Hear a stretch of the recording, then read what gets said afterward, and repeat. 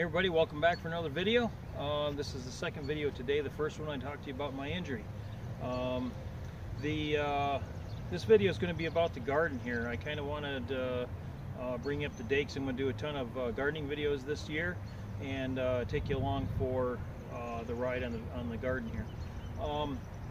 I did a garden, I skipped last year, but 2 years ago, 3 years ago, 4 years ago, I had a garden out here, and I got the small garden up front by the house, and those gardens did pretty decent. However, I always fought grass because I never did anything to alleviate the garden of the grass situation. So the roots and just took over, and grass kept coming back. So this year I thought I would do a necessary evil so that I could get a jump start, and I used 41% glyphosate. And I sprayed this entire area, and the area I'm standing on here, a little bit to the left, and up there, I don't know if you can see that on camera, up there to the left, or maybe you're right, I cleared all that to get rid of the grass.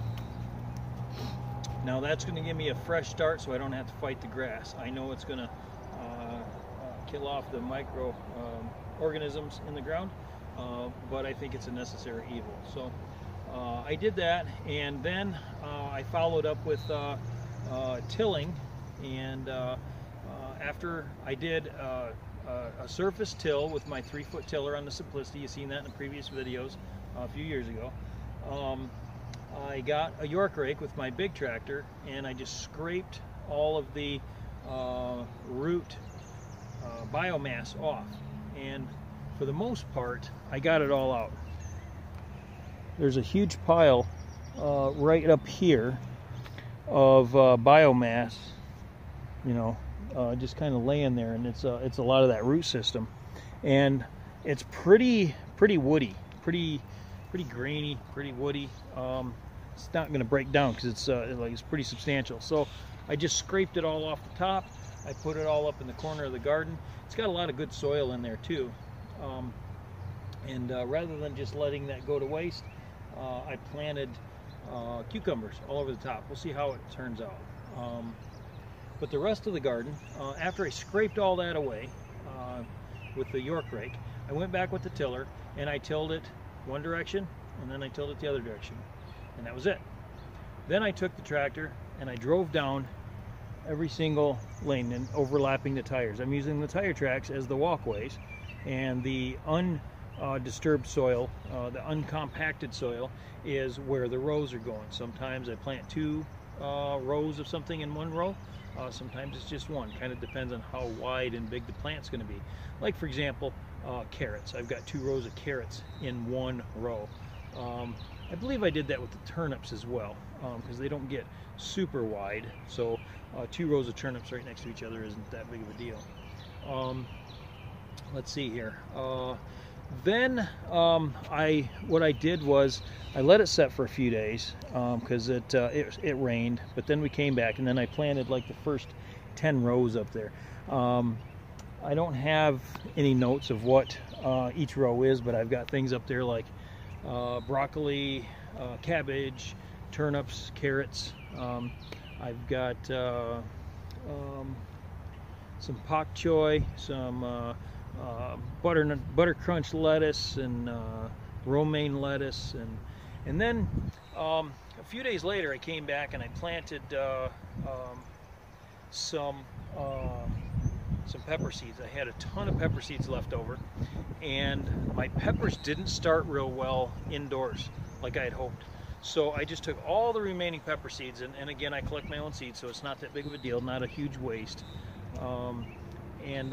I put all of the sweet peppers and the bell peppers all in the same bin as the cedar. I mixed them all together, and phew, I shot down and I did the row. I got 2 rows, 250-foot rows of peppers.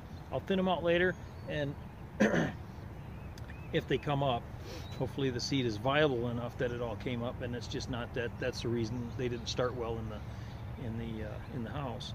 And then we'll see how that works out. And then I did 2 rows of sweet and bell style peppers, and then the next row was all hot peppers, and they're a mixture of like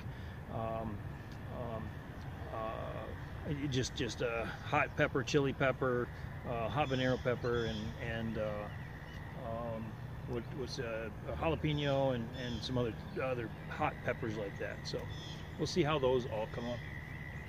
Let's see what else. I did 7 rows. The next like 7 rows of corn, or is corn, but I divided it. I got 150 foot guards from one end to the other is 150 foot. So I did 7 rows, and each section, 1, 2, 3, is like 50 feet. So I got 50 feet, 7 rows of corn, and that's going to be my progression of sweet corn. Every couple of weeks I'll plant another plot, and then I'll continuously get some corn off of that. Planted, that's a bicolor sweet corn. That is an heirloom variety that I got from Johnny's, I think. Maybe it's not Johnny's, I can't remember that, but several years ago I got the seed, and then that seed that I have I collected myself from the biggest, best ears, and yeah, those are pretty good. That's a really good corn. Another section right next to that is golden bantam corn. I planted the golden bantam corn just behind the trellis area that you see there, and that is going to, I'm not too worried about cross-pollination with those 2 plots side by side, because I can always save seed from up this way a little bit later. I'll just see how they grow and what's going to tassel out and all that at the same time. I'll probably even do some hand pollination on the corn and mark them off, so I'm guaranteed that those are going to be nice, sustainable, productive plants, so that I can collect the seed from. So I'll show you how to do that later in the season. I started like, I don't know, 9 trays of seed. So I've got 60 tomato plants in right now, all different varieties, all heirloom varieties. That's going to be, I don't want to always have this type of variety, but I want to be able to pick out what I really like the best and thin them down to just a few varieties. But I do have some more tomato plants to plant. I got to get my buddy out here to help me with that, and hopefully he doesn't mind being on camera. We'll introduce him, and everybody can give him a little thumbs up for giving me a hand.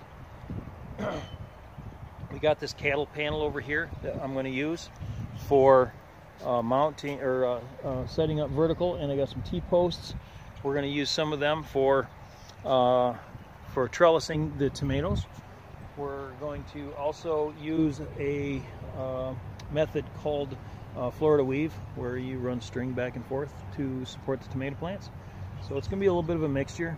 I'm going to also use the cattle panels to make some arches, okay, to plant some beans and things like that. We've got some exotic beans like Asian, red, yard-long beans and things like that. So, and then I've got a bunch of melons still to get in the ground. I don't know if you can tell on camera here, but if you look over here, we got flooded out, and this is where, when I was a kid, this used to be where the garden was, this lowest area, and it was always great. Well, then there was some major construction. There is a super Myers over there, and when that came in, you know, the city water went through here, the drainage, and this is a low area anyway, and this is that black muck dirt. It's great stuff, but drainage has been an issue ever since that went in, because that used to be a wetland, and now it's all parking lot. They put in a couple retention ponds, but it's still screwed up, and we still get water out here. We've had a tremendous amount of rain. So that little corner over there, I planted with some surplus seed with a Three Sisters garden. I started out planting all the corn. It's probably not going to make it now because it's going to get drowned out. But once it dries up, I'll plant it again. I've got plenty of corn seed to put there. I think I put, yeah, it was golden bantam corn I planted there for the Three Sisters garden. I was just going to let it go for the season. But I could plant popcorn, which is great for Three Sisters, because it just stays on the plant until it's you know, dry and ready to pick, prior to mice or deer chewing it up. You could also do like Indian corn and things like that. So I've got plenty of options. I can put some corn in. There'll be plenty of season left to grow whatever I put out there once that dries up. Over in this area of the garden, I've got a bunch of sorghum planted, and some of it got drowned out down there, but most of it's going to be fine. I've got Mennonite sorghum up here and broomcorn sorghum down below, and I've got a polyculture area over here that every time I ended up finishing out a row over here, I took that seed and I put it over here. I've got things like carrots and lettuce and radishes and all sorts of different lettuces, and spinach and corn, and I did not put any beans in there just of yet. I'm going to put some beans in there once I see where the corn is starting to pop up. Once the corn starts to pop up, then I'm going to go around and put some beans around everywhere. The other thing I'm going to do this year that I haven't done in the past is everywhere the corner of something is of a different style, like the corner of corn and the corner of my tomatoes and things like that, I'm going to put in some sunflowers, just to identify the corners. I think that'll look pretty neat. You know, you got a rectangle of something here, and in each corner there'll be a sunflower, and then along with the sunflowers I'll plant some type of bean, probably like a scarlet runner. I've got tons of scarlet runner beans that I want to get in. Purple potted pole beans, those are awesome. I'm going to plant them everywhere so they grow up on trellises, and the corn and things like that. Okra, if you can see the okra, I got one long row of okra here.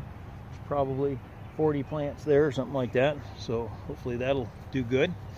And yeah, I've got to finish, I got to plant some peas and pole beans and things like that. I got to get that trellis done and get that sort of stuff going. So anyway, this is the beginning of the garden.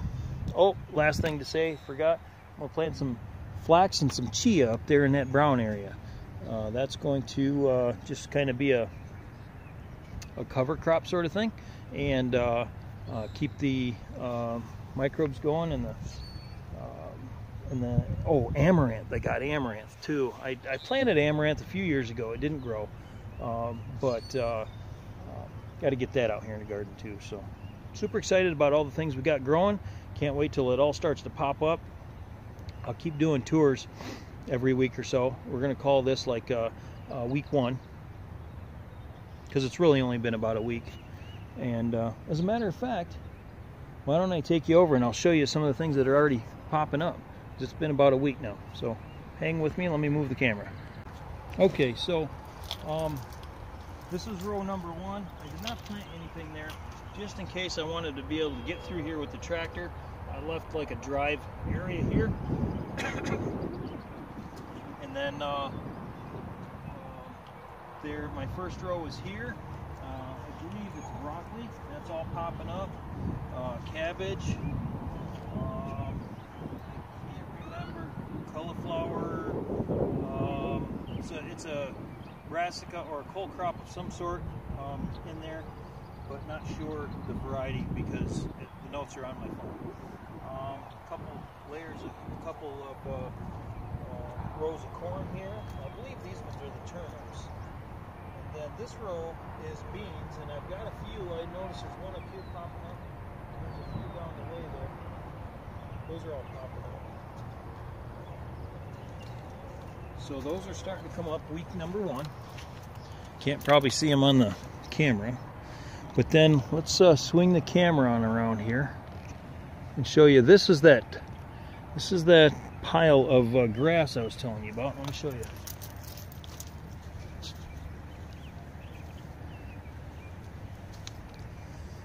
See that? See how woody that still is? It's dead, but there's it's just so woody it wouldn't break down and fast enough. So I just raked it all up here, and then I scraped some down to some dirt and planted a bunch of cucumbers in there.